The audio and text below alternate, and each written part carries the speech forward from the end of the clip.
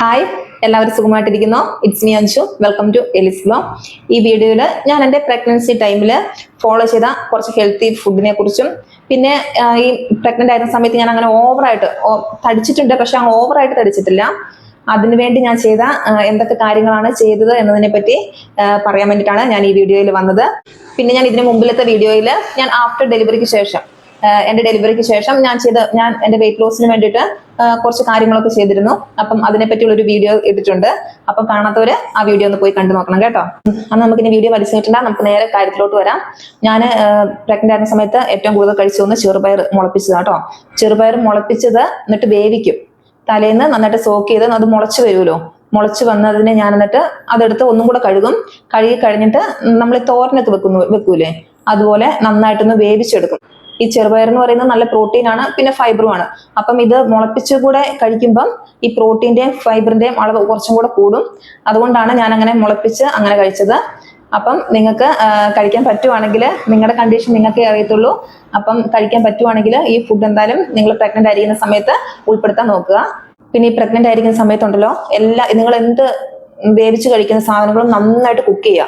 കാരണം നന്നായിട്ട് കുക്ക് ചെയ്തില്ലെങ്കിൽ അതിന്റെ ബാക്ടീരിയ നമുക്ക് ആ സമയത്ത് അത്ര നല്ലതല്ല. ഈ പ്രഗ്നൻസി കാലഘട്ടത്തിൽ കുറെ ബുദ്ധിമുട്ടുകളൊക്കെ ഉണ്ടാകും. അപ്പം നിങ്ങൾക്ക് ചില ഫുഡുകൾ ഇഷ്ടമായിരിക്കും, ചില ഫുഡുകൾ ഇഷ്ടമായിരിക്കില്ല. എന്നാലും നിങ്ങൾക്ക് പറ്റുന്ന പോലെ കഴിക്കുക. ഈ പ്രഗ്നന്റ് ആയിരുന്ന സമയത്തുണ്ടല്ലോ, എനിക്ക് നല്ല വിശപ്പായിരുന്നു കേട്ടോ, നല്ല വിശപ്പായിരുന്നു. അതുകൊണ്ട് ഞാൻ ഇടയ്ക്കിടയ്ക്ക് പോയിട്ട് ഫുഡ് കഴിക്കുമായിരുന്നു. അതായത് അളവ് കുറച്ചിട്ട്, അതായത് ഞാനിപ്പം ഒരു 5 നേരമൊക്കെ ആയിട്ടായിരിക്കും എപ്പോഴും ഞാൻ ഫുഡ് കഴിച്ചുകൊണ്ടിരുന്നത്. 5 നേരമൊക്കെ ആയിട്ടാണ് ഫുഡ് കഴിച്ചത്. പക്ഷെ ആ കഴിക്കുന്നതിന്റെ അളവ് കുറച്ചായിരുന്നു ഞാൻ കഴിച്ചുകൊണ്ടിരുന്നത്. പിന്നെ ഞാൻ അടുത്തായിട്ട് കഴിച്ച ഭക്ഷണമാണ് നമ്മുടെ മുത്താറി, റാഗിയില്ലേ, അത് ഞാൻ ദോശ പോലെ, അതായത് അത് പൊടി അതിലോട്ട് കുറച്ച് വെള്ളമൊക്കെ വെച്ചിട്ട് നമ്മൾ ദോശ ആക്കൂലേ, ചുടൂലേ, അതുപോലെ അങ്ങനെ ദോശയാക്കി കഴിക്കുമായിരുന്നു. അപ്പം അത് മുത്താറി എന്ന് പറയുന്നത് ഫൈബർ ഉണ്ട് നന്നായിട്ട് മുത്താറിയില്. പിന്നെ അയൺ, കാൽഷ്യം ഇതൊക്കെ ഉണ്ട്. നമുക്ക് ഈ പ്രഗ്നൻസി ടൈമിൽ നമ്മൾ അയൺ ടാബ്ലറ്റും എടുക്കുന്നുണ്ട്, കാൽഷ്യം ടാബ്ലറ്റും എടുക്കുന്നുണ്ട്. അപ്പം ഇത് അയണിന്റെയും കാൽഷ്യത്തിന്റെയും പിന്നെ ഫൈബർ ഇതൊക്കെ ധാരാളം നമുക്ക് ഈ സമയത്ത് ആവശ്യമാണ് കേട്ടോ, ഈ പ്രഗ്നന്റ് ആയിരിക്കുന്ന സമയത്ത്. പിന്നെ ഈ മുത്താറിന്റെ വേറൊരു ഗുണം എന്ന് വെച്ചാൽ നമുക്ക് അധികം വിശക്കില്ല. മുത്താറി കഴിച്ചാൽ കുറച്ച് വയറ് നിറഞ്ഞ പോലെ ഇരിക്കും. പക്ഷെ ഏറ്റവും നല്ല എല്ലാ ഗുണങ്ങളും കിട്ടുന്ന ഒരു സാധനം, ഇതും കൂടെ ഫുഡ് ഐറ്റംസ് ആണ് ഈ മുത്താറി എന്ന് പറയുന്നത്. അപ്പം മുത്താറി നന്നായിട്ട് നിങ്ങളുടെ ഭക്ഷണത്തിൽ ഉൾപ്പെടുത്താൻ നോക്കുക. ഞാൻ എൻ്റെ ഈ പ്രഗ്നന്റ് ആയിരുന്ന സമയത്ത് ഡെയിലി എനിക്ക് തോന്നുന്നു ഈ ഒരു 8 മാസം വരെ ഞാൻ എൻ്റെ ബ്രേക്ക്ഫാസ്റ്റ് എന്ന് പറയുന്നത് ഈ മുത്താറി ആയിരുന്നു. രാവിലെ എപ്പോഴും ദോശയോടെ. എനിക്കത് കഴിക്കുമ്പോൾ അങ്ങനെ പ്രശ്നമില്ലായിരുന്നു കേട്ടോ. എനിക്ക് ആ ടൈമിൽ അങ്ങനെ വായിക്കധികം ടേസ്റ്റ് ഒന്നും ഇല്ലായിരുന്നു, അങ്ങനെ രുചിയൊന്നും ഇല്ലായിരുന്നു. പക്ഷെ എന്നാലും മുത്താറി കഴിക്കുമ്പോൾ എനിക്ക് അത്ര പ്രശ്നം തോന്നിയിട്ടില്ല. അപ്പം ഞാൻ പിന്നെ മുത്താറി നല്ലതും കൂടി ആയതുകൊണ്ട് ഞാൻ ഡെയിലി എൻ്റെ ഭക്ഷണത്തിൽ ഞാൻ ഈ മുത്താറി ഉൾപ്പെടുത്തിയിട്ടുണ്ട്. പിന്നെ അടുത്തതായിട്ട് ഞാൻ കഴിച്ചത് നമ്മുടെ എഗ്ഗില്ലേ, മുട്ട, അതാണ് കഴിച്ചത്. ഞാൻ ഡെയിലി എൻ്റെ ഭക്ഷണത്തിൽ ഉൾപ്പെടുത്തിയ സാധനമാണ് ഈ മുട്ട എന്ന് പറയുന്നത്. ഈ രാവിലെ ഞാൻ പറഞ്ഞില്ലേ റാഗി ദോശ, അതിൻ്റെ കൂടെ എപ്പോഴും കൂട്ടായിട്ടുണ്ടായിരുന്നത് മുട്ടയായിരുന്നു. അത് ഞാൻ റോസ്റ്റ് ആയിട്ട്, എനിക്ക് പ്രഗ്നന്റ് ആയിരുന്ന സമയത്ത് എനിക്ക് മധുരത്തോട് അത്ര താല്പര്യമില്ലായിരുന്നു. എരിവ്, പുളി അതിനോടൊക്കെ ആയിരുന്നു എനിക്ക് ഇഷ്ടം. മധുരം അങ്ങനെ തീരെ എനിക്ക് ഇഷ്ടമല്ലായിരുന്നു. അപ്പം നല്ല റോസ്റ്റ് ആക്കിയിട്ട് അങ്ങനെയൊക്കെ ഞാൻ മുട്ട കഴിക്കുമായിരുന്നു. ഈ മുട്ടയില് പ്രോട്ടീനും കോളിനും നന്നായിട്ടുണ്ട്. ഈ പ്രഗ്നന്റ് ആയിരിക്കുന്ന സമയത്ത് നമുക്ക് ഈ യൂട്യൂബിൽ കുറച്ച് സെർച്ച് ചെയ്യുന്നത് കൂടുതലായിരിക്കും. അപ്പൊ ഞാൻ എന്തൊക്കെ ഭക്ഷണങ്ങളാണ് കഴിക്കേണ്ടത് ഈ പ്രഗ്നന്റ് ആയിരിക്കുന്ന സമയത്ത്, അപ്പൊ കുറെ സെർച്ച് ചെയ്ത് നോക്കി. അപ്പം പിന്നെ കുറെ ഡോക്ടേഴ്സ് പറയുന്നുണ്ട് മുട്ട നല്ലതാണ്, അതിൽ നന്നായിട്ട് കോളിനുണ്ട്. കോളിൻ എന്ന് പറയുന്നത് കുഞ്ഞിന് എന്തെങ്കിലും നാഡീ വ്യവസ്ഥയ്ക്ക് എന്തെങ്കിലുമൊക്കെ പ്രശ്നം ഉണ്ടെങ്കിൽ ആ തകരാറൊക്കെ മാറ്റാൻ വേണ്ടിയിട്ട്. പിന്നെ കുഞ്ഞിന്റെ തലച്ചോറിന്റെ ഒക്കെ വളർച്ചയ്ക്കും ഈ കോളിൻ ഹെൽപ്പ് ചെയ്യുന്നതാണ്. പിന്നെ നിങ്ങൾ ഈ എഗ്ഗ് കഴിക്കുമ്പോഴും നന്നായിട്ട് കുക്ക് ചെയ്തിരിക്കണം കേട്ടോ. അല്ലാതെ നമ്മൾ ഈ ഓംലെറ്റ് അങ്ങനെയൊക്കെ ആക്കൂലേ, അങ്ങനെ കഴിക്കരുത്. മാക്സിമം നല്ല രീതിയിൽ നന്നായിട്ട് വേവിച്ച് നന്നായിട്ട് കുക്ക് ചെയ്ത് കഴിക്കാൻ നോക്കുക. നമ്മുടെ ഗർഭകാലഘട്ടത്തിൽ നമ്മുടെ ആരോഗ്യത്തെ അത് ബാധിക്കും. അതുകൊണ്ട് നിങ്ങൾ ഈ മുട്ടയൊക്കെ പ്രത്യേകിച്ച് കഴിക്കുമ്പോൾ നന്നായിട്ട് കുക്ക് ചെയ്ത് കഴിക്കാൻ നോക്കുക. പിന്നെ മീനിൽ ഞാൻ കഴിച്ചത് നമ്മുടെ മത്തി കഴിച്ചിട്ട് കറി വെച്ച് അങ്ങനെ വറുത്തൊക്കെ കഴിക്കുമ്പം ഓവറായിട്ട് വറക്കാതിരിക്കുക. കാരണം അതിന്റെ ഗുണം നഷ്ടപ്പെടും. ചെറിയ രീതിയിൽ നമ്മൾ ഈ ദോശക്കല്ലിലൊക്കെ ഇട്ട് അങ്ങനെ വറക്കില്ലേ, അതിന്റെ ആ ഒരു ടേസ്റ്റ് ഉണ്ടായിരിക്കണം മീനിന്റെ.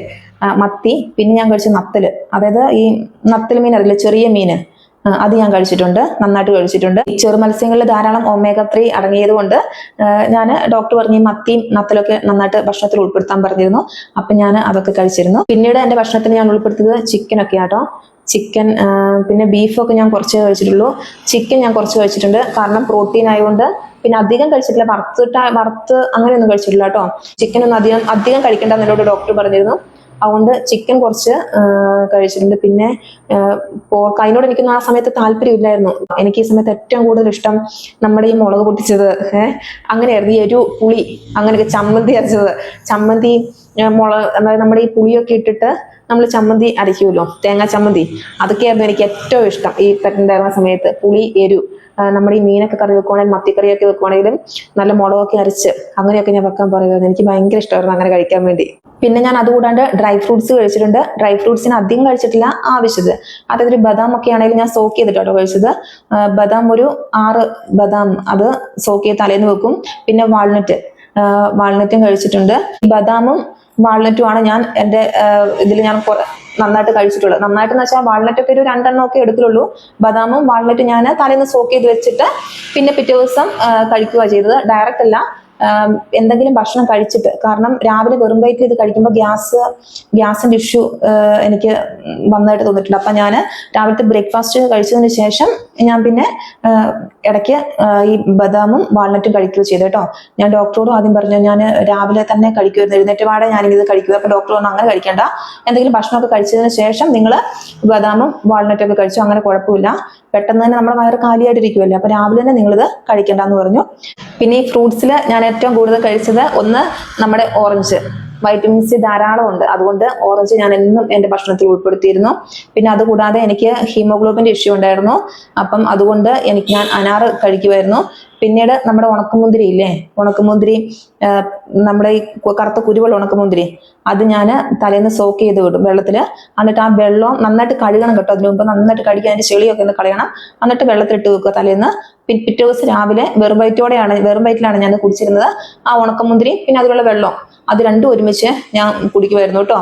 അതെന്ന് വെച്ചാൽ ഏറ്റവും നല്ലതാണ്, നമുക്ക് ബ്ലഡ് വെക്കാൻ. ആ സമയത്ത് നമുക്ക് നല്ല ബ്ലഡിന്റെ ആവശ്യമുണ്ട്, അപ്പം നന്നായിട്ട് ബ്ലഡ് വെക്കാൻ നല്ലതാണ്. അപ്പൊ ഞാൻ ഉണക്കമുന്തിരി നന്നായിട്ട് കഴിച്ചിരുന്നു, സോക്ക് ചെയ്ത് വെച്ചിട്ട്. പിന്നെ ഞാൻ പേരയ്ക്ക നന്നായിട്ട് കഴിച്ചിട്ടുണ്ട്. ഞാൻ പ്രഗ്നന്റ് ആയിരുന്ന സമയത്ത് ഈ പേരയ്ക്ക നന്നായിട്ട് കിട്ടുമായിരുന്നു കേട്ടോ ആ സമയത്ത്.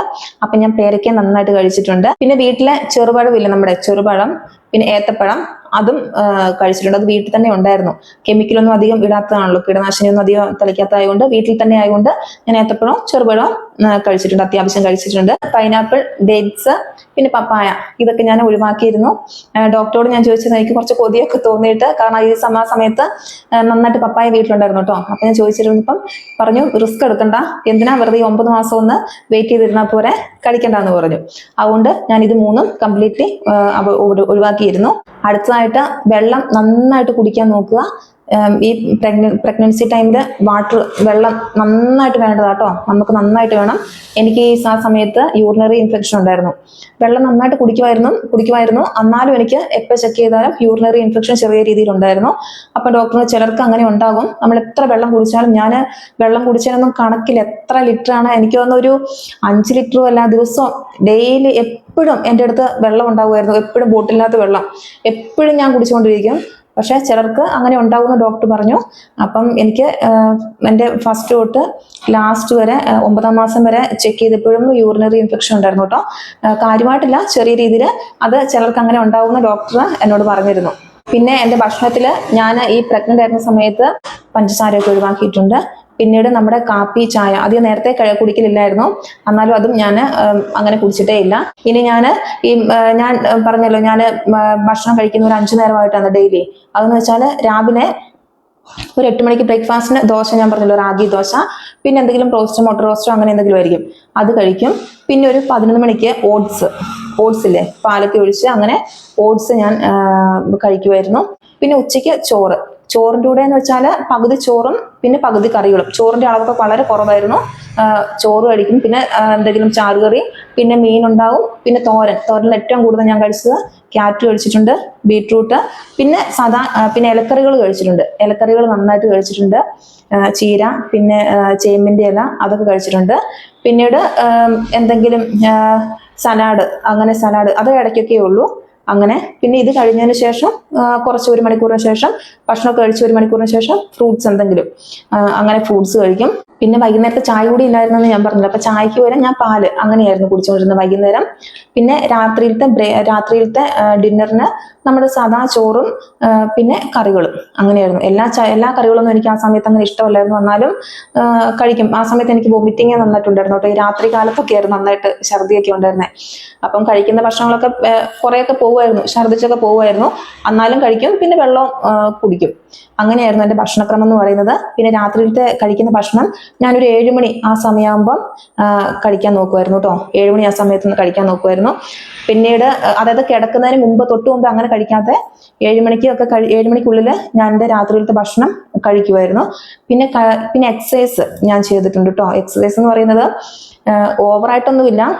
ഞാൻ എൻ്റെ പ്രഗ്നന്റ് ആകുന്നതിന് മുമ്പും ഞാൻ എക്സസൈസ് ഞാൻ ചെയ്യുമായിരുന്നു. ഡെയിലി ഞാൻ ചെയ്യുമായിരുന്നു. അപ്പം പ്രഗ്നന്റ് ആയി കഴിഞ്ഞപ്പോഴും ഞാൻ ജസ്റ്റ് സ്ട്രെച്ചിങ് അങ്ങനെയൊക്കെ ചെയ്യുമായിരുന്നു. കൈയിൻ്റെയും കാലിൻ്റെയും ഒക്കെ ചെറിയ രീതിയിൽ. ആദ്യമേ ഒരു 3 months വരെ ഞാനങ്ങനെ കുറച്ച് അങ്ങനെയുള്ള കുറച്ചും കൂടെ ഹെവി ആയിട്ട് എക്സസൈസ് ചെയ്തിട്ടുണ്ട്. ഹെവി എന്ന് വെച്ചാൽ നല്ല ഹെവി ഒന്നും അല്ല. ഡോക്ടറിന് അധികം ഹെവി ആയിട്ടുള്ളതൊന്നും ചെയ്യരുതെന്ന് പറഞ്ഞിരുന്നു. അതുകൊണ്ട് ചെയ്തിട്ടില്ല. പിന്നെ ഒരു 5-6 മാസമായപ്പം വയറൊക്കെ ചെറുതായിട്ടൊക്കെ വരാൻ തുടങ്ങി. അപ്പം അധികം നമുക്ക് അങ്ങനെ പ്രഷർ കൊടുക്കാൻ പാടില്ലല്ലോ. അപ്പം ഞാൻ ചെറിയ രീതിയിലുള്ള എക്സസൈസ് ഒക്കെ ചെയ്തിട്ടുണ്ട്. പിന്നെ എക്സസൈസ് കൂടാണ്ട് എക്സസൈസ് വരുന്നതാണ് ഈ നടത്തെന്ന് പറയുന്നത്.